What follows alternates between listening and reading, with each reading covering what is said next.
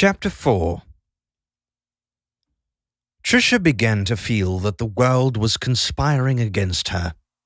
She knew that this was a perfectly normal way to feel after an overnight flight going east when you suddenly have a whole other mysteriously threatening day to deal with for which you are not the least bit prepared.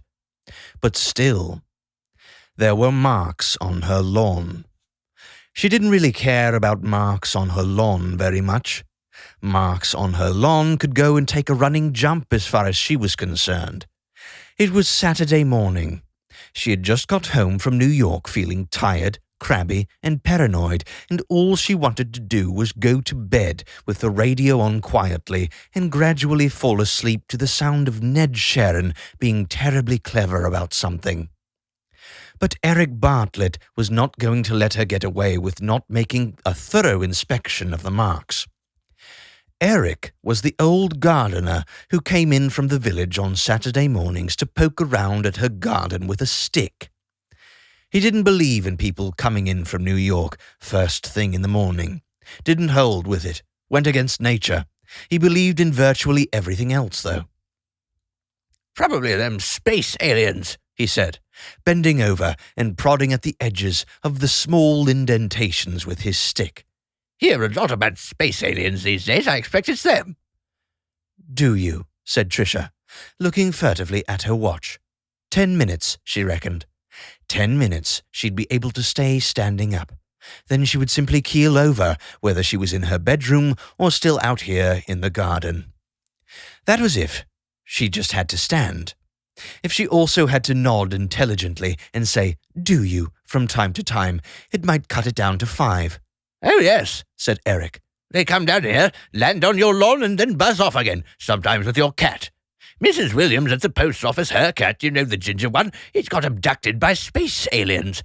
Of course, they brought it back the next day, but it was in a very odd mood. Kept prowling around all morning and then falling asleep in the afternoon. Used to be the other way around, is the point. Sleep in the morning, prowl in the afternoon. Jet lag, you see, from being in an interplanetary craft." "I see," said Tricia. "They dyed it tabby, too," she says. "These marks are exactly the sort of marks that their landing pods would probably make." "You don't think it's the lawnmower?"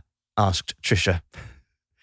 "If the marks were more round, I'd say, but these are just off-round, you see, altogether more alien in shape."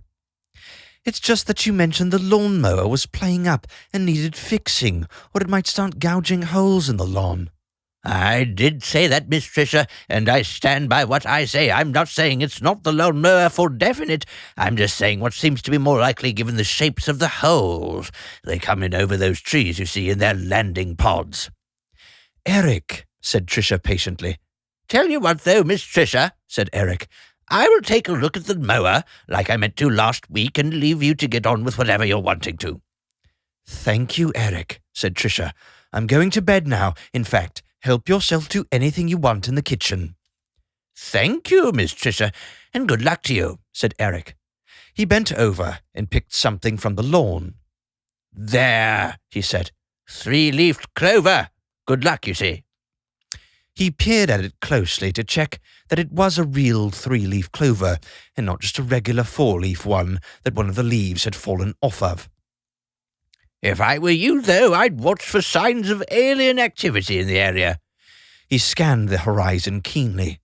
"Particularly from over there, in the Henley direction." "Thank you, Eric," said Tricia again. "I will." She went to bed and dreamed fitfully of parrots and other birds. In the afternoon, she got up and prowled around restlessly, not certain what to do with the rest of the day, or indeed the rest of her life. She spent at least an hour dithering, trying to make up her mind whether to head up into town or go to Stavros for the evening. This was the currently fashionable spot for high-flying media people, and seeing a few friends there might help her ease herself back into the swing of things. She decided at last she would go. It was good. It was fun there. She was very fond of Stavro himself, who was a Greek with a German father, a fairly odd combination. Trisha had been to the Alpha a couple of nights earlier, which was Stavro's original club in New York, now run by his brother Carl, who thought of himself as German with a Greek mother. Stavro would be very happy to be told that Carl was making a bit of a pig's ear of running the New York club, so Trisha would go and make him happy. There was little love lost between Stavro and Carl Mueller. Okay, that's what she would do. She then spent another hour dithering about what to wear. At last, she settled on a smart little black dress she'd got in New York. She phoned a friend to see who was likely to be at the club that evening, and was told that it was closed this evening for a private wedding party. She thought that trying to live life according to any plan you actually work out is like trying to buy ingredients for a recipe from the supermarket.